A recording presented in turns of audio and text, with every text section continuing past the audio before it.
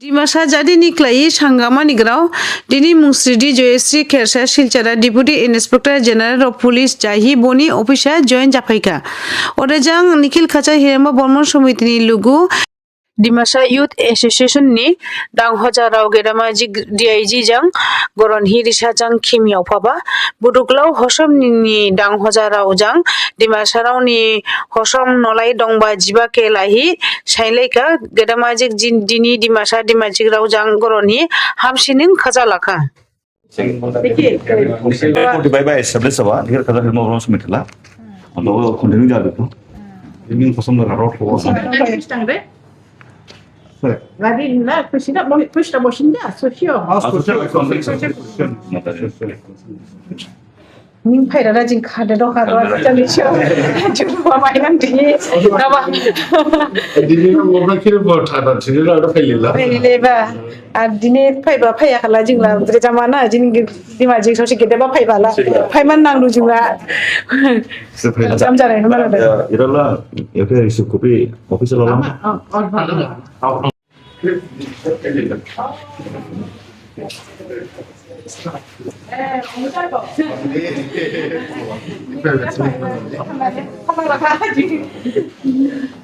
Welcome.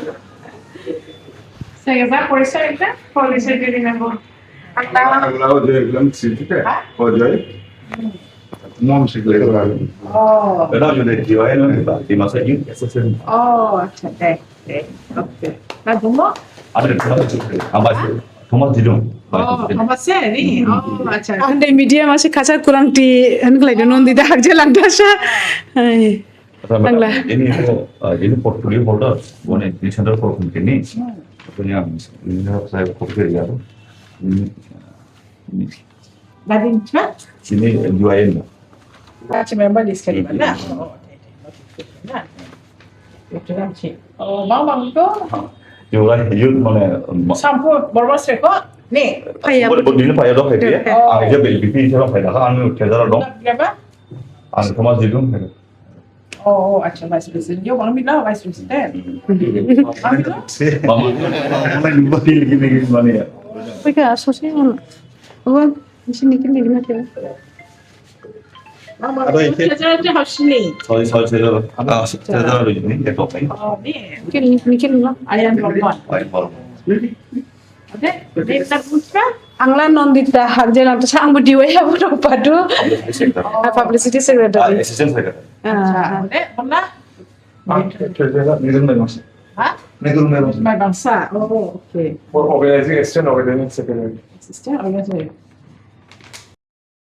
Boro sarau kachari niya bonside Bhutan nising asama hapseng phaiba boro sarau kachari jadi niya bonsi baiji nising pai hise modern bumu boro kachari tihi dengba boro sarau de asam ni bhumi putro niya এবগারাওকে Koch Rajbanshi Sammilani সম্পাদক রানাদিত্য দেব বর্মন সাইন্টিবা 6 জনগোষ্ঠীকে ST রিবাহা দডাকুটা ডা রিটিং অহোম রাজা সুহুংমুং ডিমাপুরকে এটাকলাহি সবাইথারবা হা ভুটান হা খাইহি দংহিবা ওদেহে 1840 Bhutan নিসিং रुक्लाय जावहि Assam हाबसें FIBA ओदेहे खाचानि बिसिंहा हाबि बर' खाचारि तिहि modern बुमु देंबा एबो इतिहास किबिना मसल निसि कमेन्ट क्लाइहि खनारिहा ডিমাপুৰৰ তেওঁলোকে যি 1536 চনত যি আহোম ৰজা চুহুংমুঙে যি কছাৰী ৰাজধানী ডিমাপুৰ ধ্বংস কৰিছিল তেতিয়া তেওঁলোকৰ ভূটানৰ প্ৰাদেশত আহি থিতাপি লৈছিলে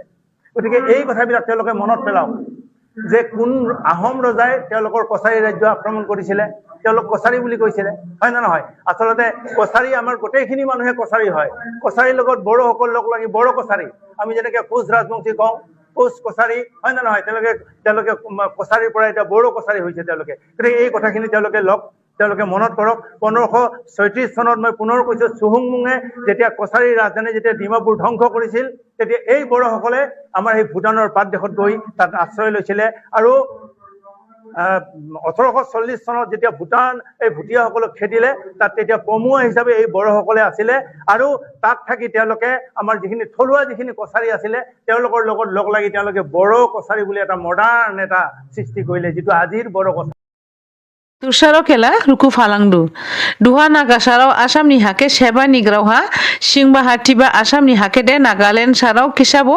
सेबागिरि उरियाम गाथा नागासाराव जान हा सेजावबानि सावहा दिनि आसामनि सीएम डक्टर हिमন্ত বিশ্ব শৰ্মা এবগাरावके साइन्टिबा निसि खानालाय মুখ্যমন্ত্ৰী ৰিঅ'ৰ লগত মই একেলগে এদিন আহিম আৰু গছপুলি ৰোপণৰ কাৰ্যসূচী আৰম্ভ কৰিম মিয়াৰ আগ্ৰাসনক নগাৰ আগ্ৰাসনৰ লগত আমি কম্পেয়াৰ কৰিব নালাগে মিয়া মিয়াই নগা আহিলে সংবিধান আছে আমি তেওঁলোকৰ লগত কথা পাতিব পাৰোঁ অসমৰ কোনো মাটি মোৰ দিনত নগালেণ্ডে লৈ যোৱা নাই আৰু লৈ নাযায় সেইখিনি আমাৰ বুজাবুজি আছে ৰিঅ'ৰ লগত মই ৰিঅ' ডাঙৰীয়াৰ লগত এদিন আহিম তেওঁৰ লগত মোৰ কথা হৈ আছে আৰু আমি গছপুলিখিনি লগোৱাৰ কাম আৰম্ভ কৰিম এই বিষয়ত কোনো বিতৰ্ক নাই চক মই আগতে কৈছো যে কাৰ ঘৰ জ্বলাইছে আমাৰ কোনো অসমীয়া মানুহৰ ঘৰটো কোনেও জ্বলোৱা নাই গতিকে আপোনালোকে বেটিংটো কাৰ কাৰণে কৰিব এইটো ভাবি ল'ব যদি অসমীয়া মানুহৰ কাৰণে বেটিং কৰে মই লগত আছো কিন্তু যদি মিয়াৰ কাৰণে বেটিং কৰে তেতিয়াহ'লে কি ক'ম